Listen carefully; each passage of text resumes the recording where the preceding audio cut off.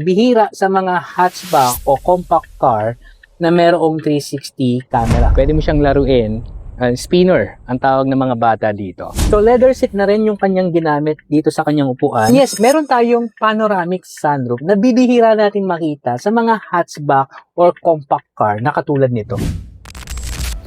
Habang dumarami ang mga electric vehicles dito sa Pilipinas, mas dumarami na rin yung mga choice natin at isa na dito ang Kayi EQ04. Sa totoo lang, nung una ko itong nakita, ang una kong naisip, ang cute. Diba? Pero after spending time na dinadrive ko to, ginamit ko kung saan-saan, na-realize ko na hindi lang siya basta cute. May mga features siya na kinagulat ko. So today, pag-usapan natin kung ano nga ba ang kayang i-offer nitong Kayi EQ04.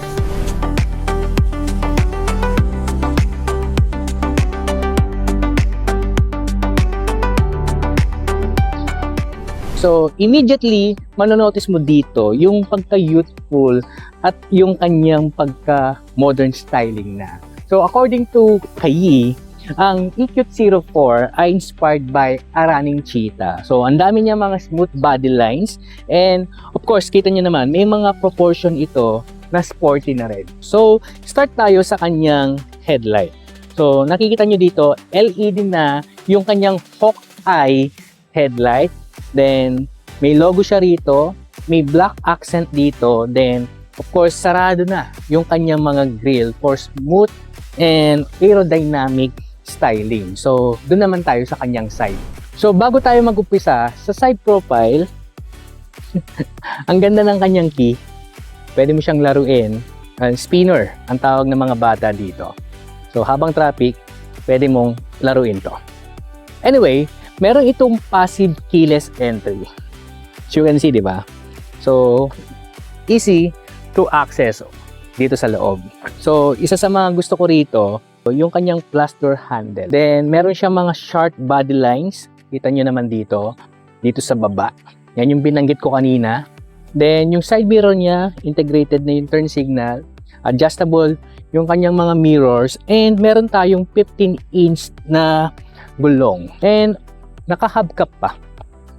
Pero maganda naman yung design ng kanyang hubcap. So, punta tayo dito sa likod. Ay, by the way, merong logo ng Kayi dito. Ayan o, bilog. Tara, dito naman. So, bago pa umulan. Anyway, nakita yung taillight niya. Diba? Ang ganda. May DRLs dito. At may mga arrow DRLs din. And of course, yung turn signal niya nasa gitna. Then, Kayi lettering, emblem, and of course, EQ04 dito sa kabila. So, may spoiler, may brake light, and of course, may mga sensor siya dito sa likod. And of course, nakatago lang yung kanyang camera dito. So dito sa likod, meron itong cargo space na 218 liters. So okay na rin for a small family. Nakasyang-kasya na yung mga gamit natin kapag nagbabakasyon. So kung kulang pa sa space, pwede mong itulak itong kanyang second row backrest. Ayan, pwede siyang 60 by 40. So pwede nating tulak yan ng 100%. So, pag-usapan naman natin yung kanyang battery. Okay, bago natin pag-usapan, meron tayong AC at DC fast charger. So, again, naka-GBT type pa yung mga charging port natin dito.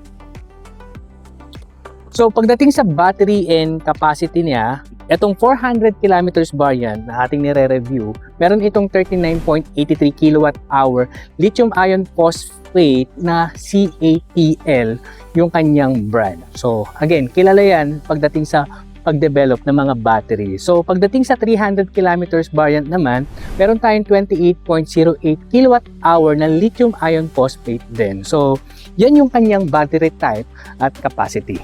So, para naman sa kanyang powertrain and performance, so meron itong permanent magnet synchronous motor na nagpo-produce ng 54 horsepower and a 110 Newton meter instant torque. So, again, kaya niyang tumakbo ng 100 kilometers per hour na enough na for city driving and occasional na highway use. So, naka front wheel drive ito na merong single speed transmission.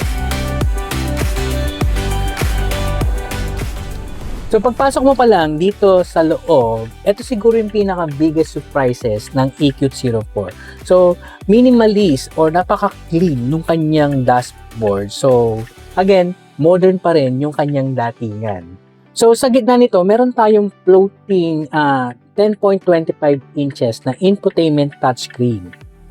So dito naman makikita natin yung instrument LCD panel natin na 7 inches na rin yung kanyang size. So pagdating naman sa color combination dito sa interior, maganda rin naman. So hindi siya mukhang entry level. So leather seat na rin yung kanyang ginamit dito sa kanyang upuan.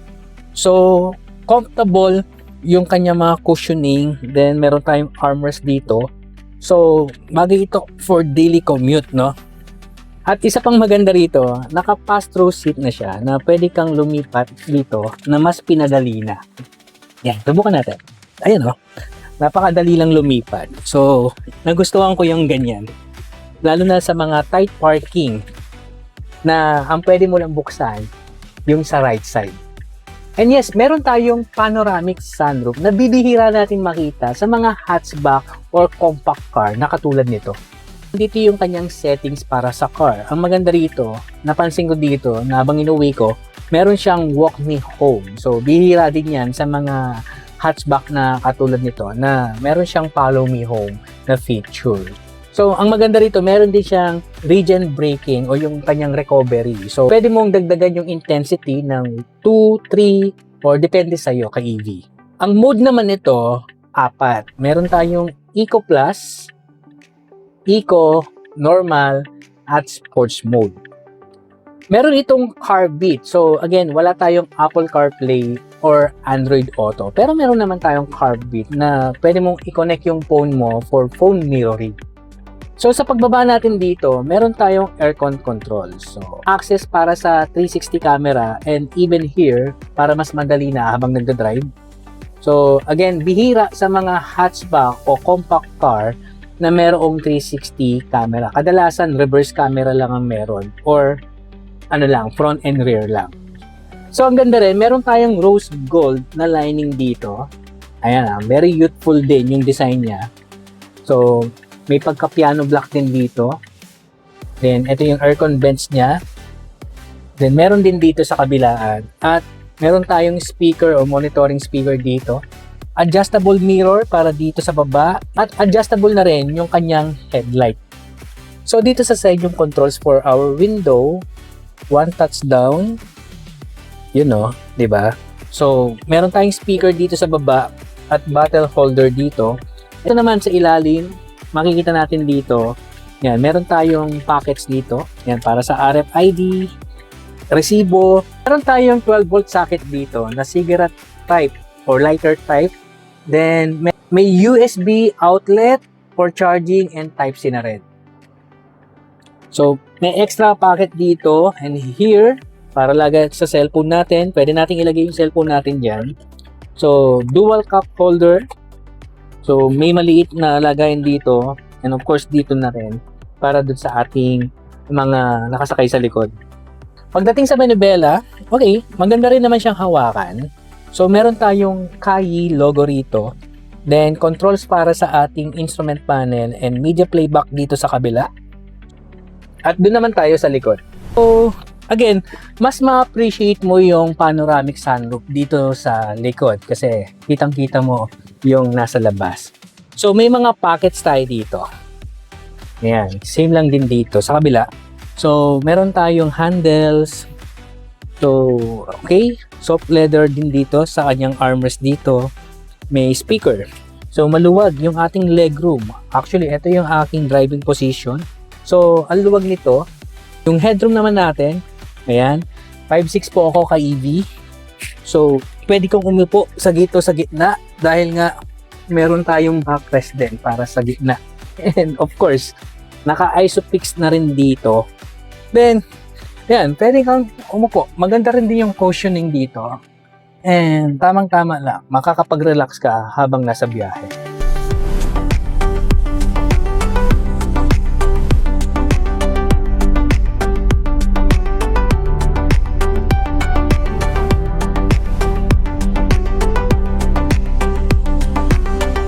So, kumusta naman yung driving experience natin dito? Syempre, dahil electric ito kay EV, mayroon siyang instant torque. So, light din yung kanyang steering wheel, lalo na sa pagdating sa maneuvering.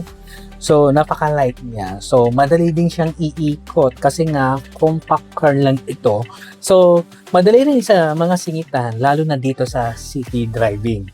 When it comes sa pag-atras mo, sobrang nakakatulong talaga yung kanyang 360 camera, no? So, na-assist kanya ng gusto. Then, may mga sensors din na makakatulong sa'yo para dun sa warning niya.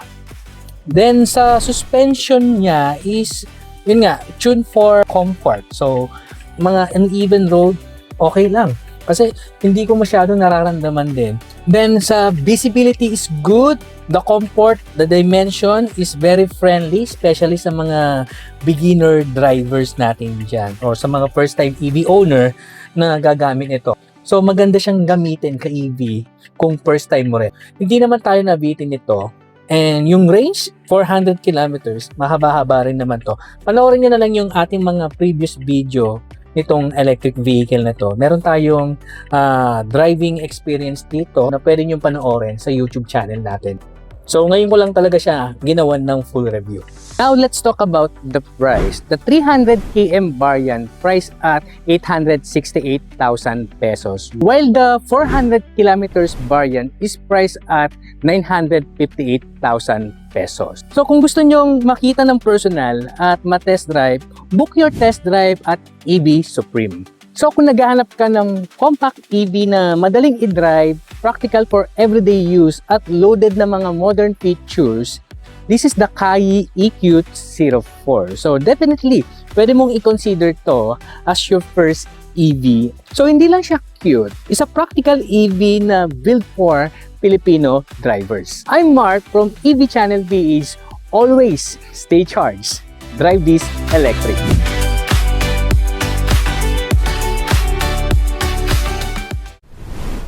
You want an upgrade na truly one of one? Go for One of Wheels. A custom design, perfect fitment, and a looks na siguradong kakaiba ka sa lahat. If you want to stand out, go One Of.